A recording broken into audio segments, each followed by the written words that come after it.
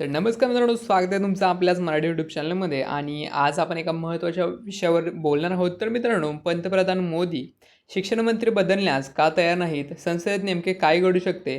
तर मित्रांनो, काँग्रेसच्या नेत्याने सगळे काही सांगितले आहेत, ते काय सांगितले आहे ते या व्हिडिओमध्ये जाणून घेऊयात. तर मित्रांनो, दिल्लीत कॉक्रोच जनता पार्टीच्या आंदोलनात सहभागी झालेल्या विद्यार्थ्यांवर पोलिसांनी केलेल्या लाठीमाराचे पडसाद संसदेतही उमटले. पंतप्रधान नरेंद्र मोदी शिक्षण मंत्री धर्मेंद्र प्रधान यांचा राजीनामा का घेत नाहीत, असा परखड सवाल काँग्रेसचे उपनेते गौरव गोगोई यांनी इंडिया एक्सप्रेसला दिलेल्या मुलाखतीतून उपस्थित केला आहे. तर मित्रांनो, अभिजित दिपके यांच्या नेतृत्वाखाली कॉक्रोच जनता पार्टीने राजधानी दिल्लीत काढलेल्या मोर्चाचे पडसाद सोमवारी संसदेमध्ये उमटले. शांततेत आंदोलन करणाऱ्या विद्यार्थ्यांवर पोलिसांनी केलेल्या लाठीमाराचा विरोध पक्षातील नेत्यांनी तीव्र निषेध केला. तसेच नीट पेपरफुटी प्रकरण आणि शिक्षण क्षेत्रातील सुधारणांवर संसदेत सविस्तर चर्चा करण्याची आग्रही मागणी विरोधकांकडून करण्यात आली. याचवेळी संसदेच्या परिसरात मोबाईल फोन नेटवर्क जामर वापर करण्यात आल्यानेही वादंग निर्माण झाला. या निर्णयाने पूर्वकल्पना खासदारांना का देण्यात आली नव्हती, असा प्रश्न अनेकांनी उपस्थित केला आहे. या पार्श्वभूमीवर लोकसभेतील काँग्रेसचे उपनेते गौरव गोगोई यांनी दी इंडिया एक्सप्रेसशी संवाद साधताना संसदेतील घडामोडी आणि CJPच्या आंदोलनाबाबत पक्षाच्या भूमिकेवर सविस्तर भाष्य केले आहे. तर मित्रांनो, गौरव गोगोई हे लोकसभेतील विरोधी पक्षनेते राहुल गांधी यांनी याआधीच विद्यार्थ्यांच्या आंदोलनाला पाठिंबा दिला आहे.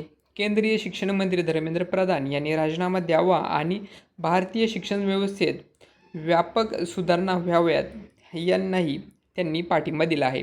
दिल्लीतील रस्त्यावर पोलिसांनी विद्यार्थ्यांवर केलेला लाठीमाराचा प्रकार अत्यंत निंदनीय आहे. पंतप्रधान नरेंद्र मोदी यांनी सुरुवातीलाच तत्परता दाखवत प्रधान यांना पदावरून हटवले असते तर ही परिस्थिती टाळता आली असती. मात्र त्यांनी हा प्रश्न प्रतिष्ठेचा बनवून हट्टी भूमिका घेतली, असा आमचा आरोप आहे. तर सोमवारी ज्या प्रकरणाचे मोठे आंदोलन पाहायला मिळाले, तसेच आंदोलन काँग्रेस किंवा इंडिया आघाडीसारख्या राजकीय मंचावरून का होऊ शकले नाही? तर मित्रांनो, यावर गौरव गोगोई बोलले की हा तुलना करण्याचा विषय नाही. अनेक तरुण राजकीय पक्षांच्या कार्यक्रमांमध्ये सहभागी होत असतात. काँग्रेसच्या छात्र की गुंज कार्यक्रमाला तसेच आमच्या युवक आणि विद्यार्थी संघटनांनी आयोजित केलेल्या आंदोलनांनाही मोठा प्रतिसाद मिळाला आहे. त्याचबरोबर कोणत्याही राजकीय पक्षाशी थेट संलग्न नसलेल्या व्यासपीठावरून आवाज उठवण्यात अधिक सहज वाटणाऱ्या विद्यार्थ्यांची आणि तरुणांची संख्याही वाढते. सोमवारी त्याचे मोठे उदाहरण पाहायला मिळाले आहे. महत्त्वाचे म्हणजेच की भारतीय शिक्षण व्यवस्थेतील सुधारणांच्या मुद्द्यावर समाज, तरुण आणि विरोधी पक्ष एकाच भूमिकेत आहेत. या संपूर्ण प्रकरणात जर कोणी जनभावना समजून घेण्यात अपयशी ठरत असेल तर तो आहे भाजप सरकार आहे. तर मित्रांनो, माहिती आवडली असेल तर कमेंट करून नक्की कळवा आणि अशाच प्रकारच्या माहितीसाठी आपल्या यूट्यूब चॅनलला नक्की सबस्क्राईब करा. धन्यवाद.